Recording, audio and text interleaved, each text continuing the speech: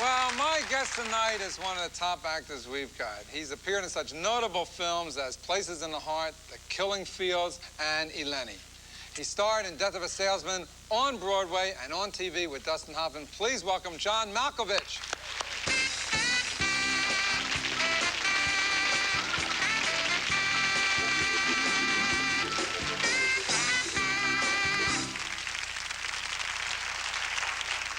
I gotta ask you something, right? I saw you on the Letterman show, and you were telling a story about how you trained Mr. T to be an actor, and you mentioned that Mr. T had a briefcase with him all the time with a chain attached to his wrist. But you never finished what was in the briefcase. I think that's what I was wondering quite a bit about. Because even like the first day of class, he came in with his two bodyguards, and they kind of like swept the room.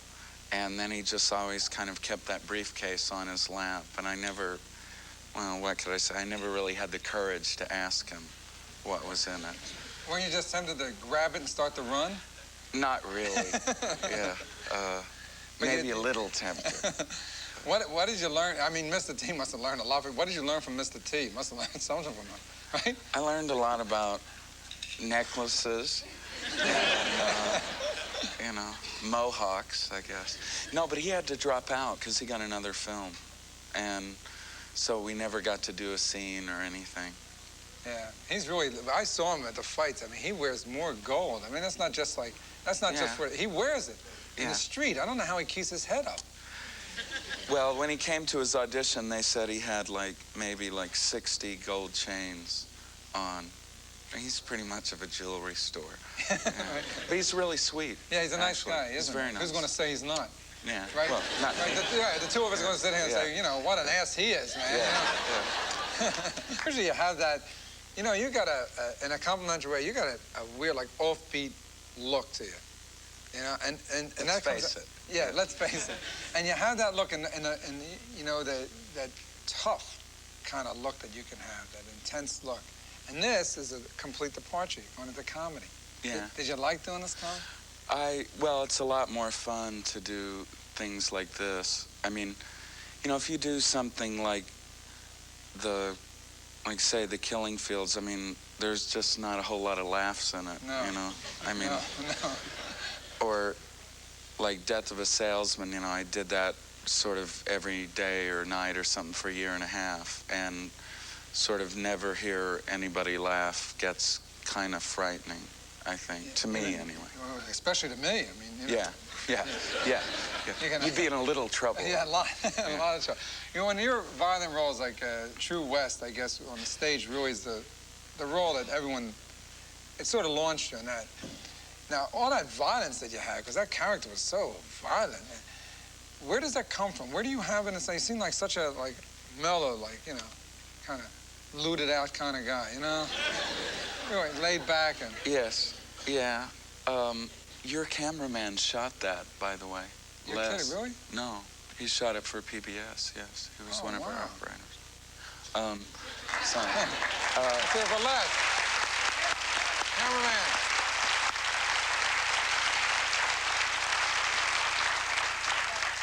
Well, I think True West was basically, I sort of hope he's watching, but it was basically an imitation of my older brother, who's, I wouldn't want to say he was sort of a pig when I was growing up, but my family was quite physical. And, I mean, pretty much every day we would have a fist fight or two, and the butcher knife would come out, and the bread rollers, the what have you. And I think, like, after 18 years of that, it sort of calmed me down. I became maybe a little tired of it. But True West, for me, was just sort of basically a recreation of kind of a very un-Peter Pan-like childhood. Yeah, I'd say Peter Pan would not exist very long in that house. Yeah. Okay, we'll take a break and come right back right after this. Well, we were talking about violence before and some of the roles in life. So the story I heard about you attacking a bus then is true. You once beat up a bus.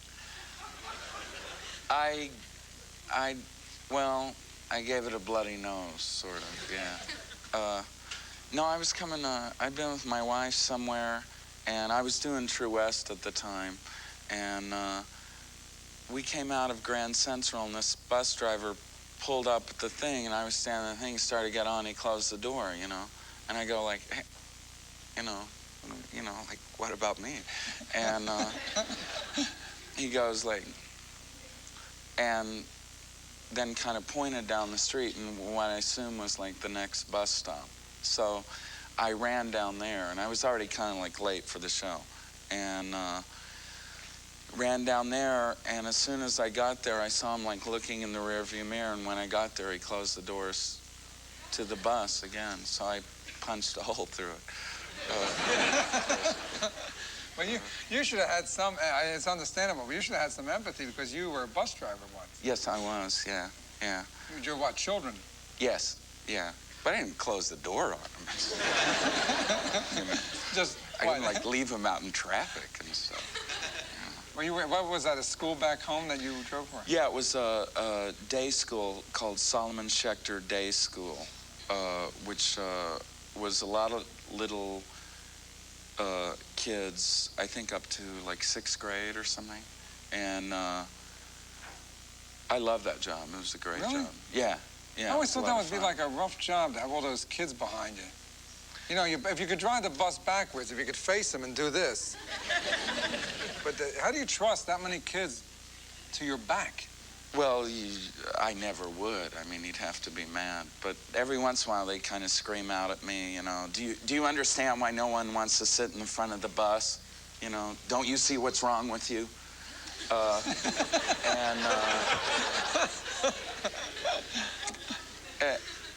They go off sometimes, but my kind of unwritten rule was, you know, I told them like the second day when they were up, you know, like doing whatever they do, using the bathroom in the bus or whatever it is they're on about, throwing their spit wads or whatever, and running around, you know, there was a rule at the school that they couldn't stand on the bus. And so, you know, I just said, look, I'll tell you once, but then, you know, someday we'll just be going along and then we'll just like go into a big power slide, you know, and you'll just be like hitting the thing, so.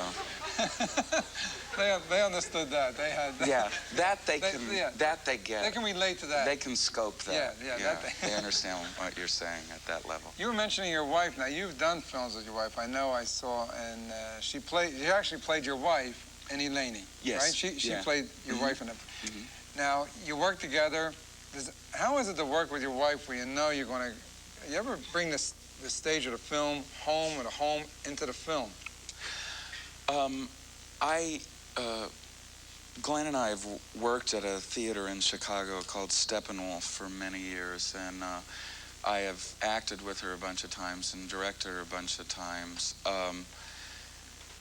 When we act together, it's always a lot of fun. Sometimes not always an enormous amount of fun when I'm directing her, possibly because her idea of fun is not taking instructions from me.